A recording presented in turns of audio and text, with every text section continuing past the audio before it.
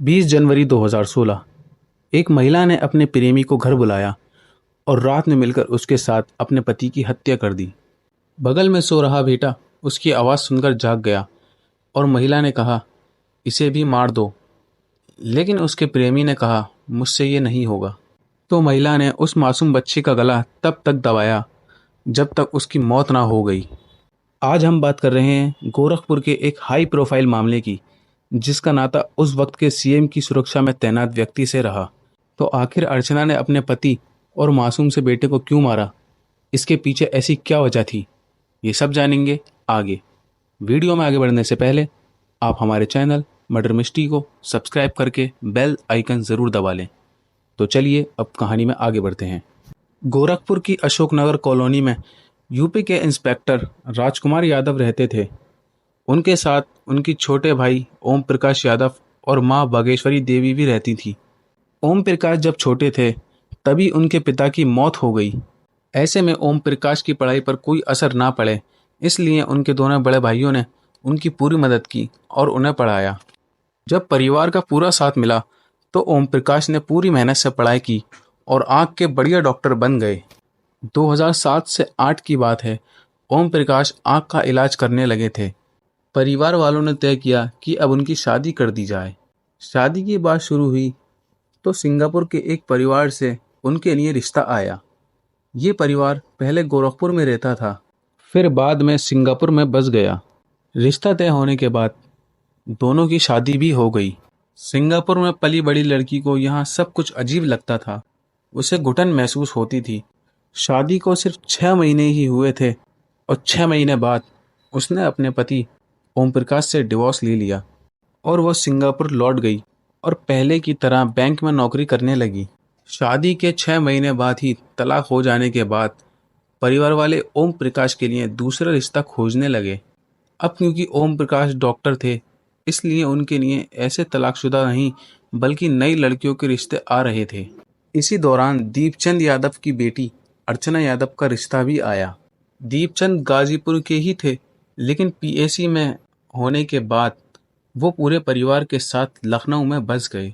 2012 में सपा सरकार बनने के बाद वे अखिलेश यादव की सुरक्षा में तैनात रहे। लेकिन फिर 2009 में अर्चना और ओम प्रकाश की शादी हो गई। शुरू के दिनों में सब कुछ ठीक रहा, लेकिन कुछ दिन बाद अर्चना को परिवार के काम करने में दिक्कत होने लगी।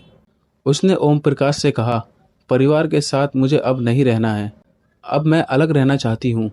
और ओम प्रकाश को ये बात सही नहीं लगी और ओम प्रकाश ने कहा, जिसने मुझे पढ़ा लिखाकर डॉक्टर बनाया है, क्या मैं अब उनका ही साथ छोड़ दूँ?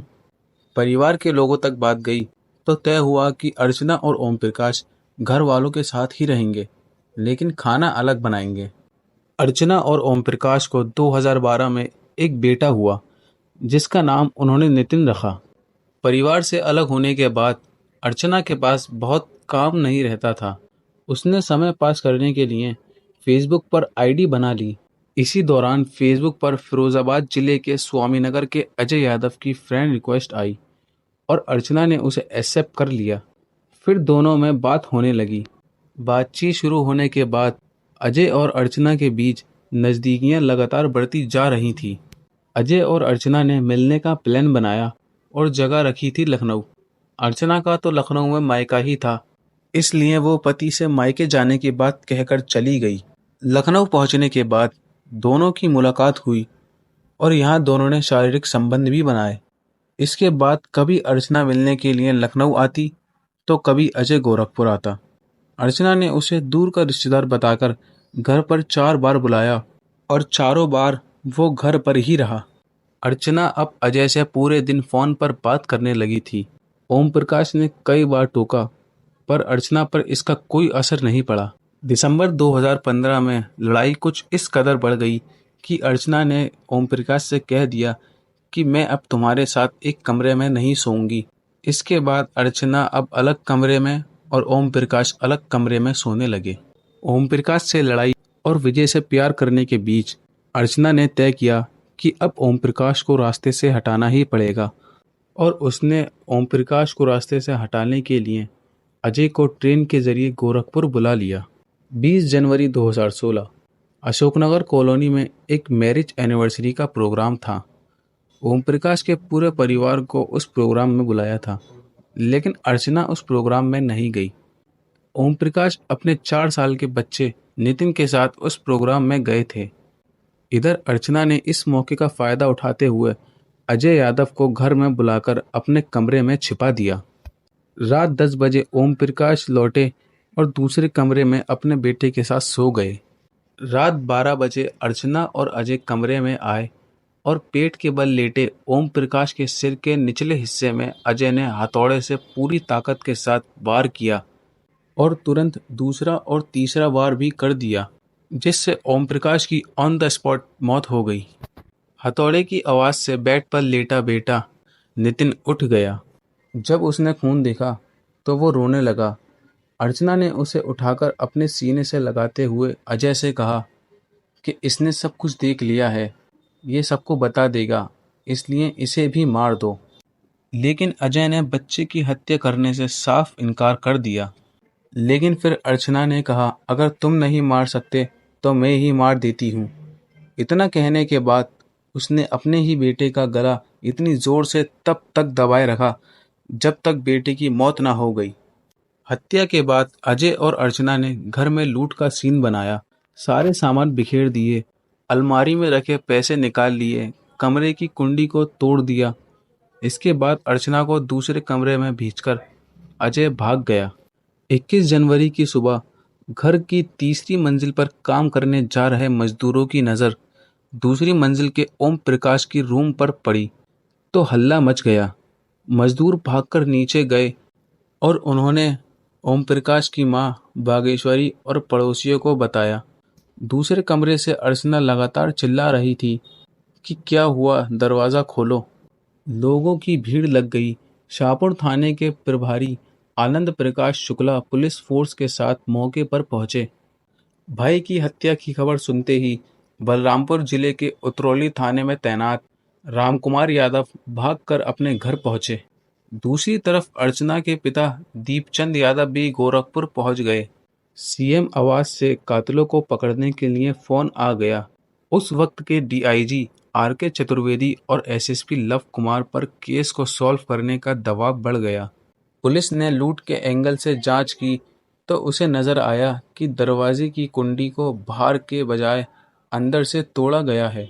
पुलिस को ओम प्रकाश की मां बागेश्वरी देवी ने बताया कि अर्चना और ओम प्रकाश के बीच हमेशा झगड़ा होता था। दिसंबर 2015 से ही दोनों अलग अलग कमरे में सोने लगे। अब पुलिस का शक अर्चना पर बढ़ गया, लेकिन पुलिस उससे पूछताछ करने की हिम्मत नहीं जुटा पाती। उसे डर था कि कहीं अर्चना निर्दोष निकली तो पुलिस विभाग की किरकिरी हो जाएगी। पुलिस ने इससे पहले अर्चना की कॉल डिटेल और फेसबुक मैसेज निकाल लिए। कॉल डिटेल्स और चैट के दौरान पुलिस को अजय का सुराग मिला और उन्होंने फिर अजय को फिरोजाबाद से गिरफ्तार भी कर लिया। पुलिस ने पूछताछ की तो अजय ने सब कुछ उगल दिया। पुलिस ने तुरंत अर्चना को गिरफ्तार किया और अर्चना ने भी अपना जुर्म कबूल कर लिया। उसने बताया कि अजय यादव 20 जनवरी की रात घर आया और उसने अर्चना के साथ शारीरिक संबंध बनाए। रात 12 बजे हत्या करने के बाद उसने फिर से शारीरिक संबंध बनाए और उसके बाद घर से निकल गया। पुलिस ने दोनों को गिरफ्तार करके जेल भेज दिया। गोरखपुर की जेल में कैदियों ने अर्चना से बेटे की हत्या पर सवाल पूछा तो उसने कहा, मैंने उसे पैदा किया था और मैंने उसे मार डाला, इसमें तुम्हारा क्या। इतना सुनने के बाद कैदियों ने उसकी पिटाई कर दी। जेल प्रशासन के लोग भागकर गए और अर्चना को बाकी कैदियों से बचाया। 17 अक्टूबर 2020 को गोरखपुर की अपर सत्र कोर्ट ने अर्चना यादव और अजय यादव को दोषी साबित करते हुए उम्र कैद की सजा सुनाई। जन ज्ञान प्रकाश शुक्ला ने सजा सुनाते वक्त दोनों पर 65,000 रुपयों का जुर्माना लगाया और कहा, अगर 65,000 रुपये नहीं जमा किए तो अर्चना और अजय को 3.5 साल और जेल में रहना होगा। जहां एक तरफ मां अपने बेटे के लिए जान भी कुर्बान कर देती हैं, तो वहीं एक तरफ अर्चना जैसी भी मां है जिसने अपने प्यार के चक्कर में अपने मासूम बेटे का ही कत्ल कर दिया। आपकी इस केस के बारे में क्या राय है? कमेंट बॉक्स में ज़रूर बताएं। मिलते हैं आपसे अगली वीडियो में।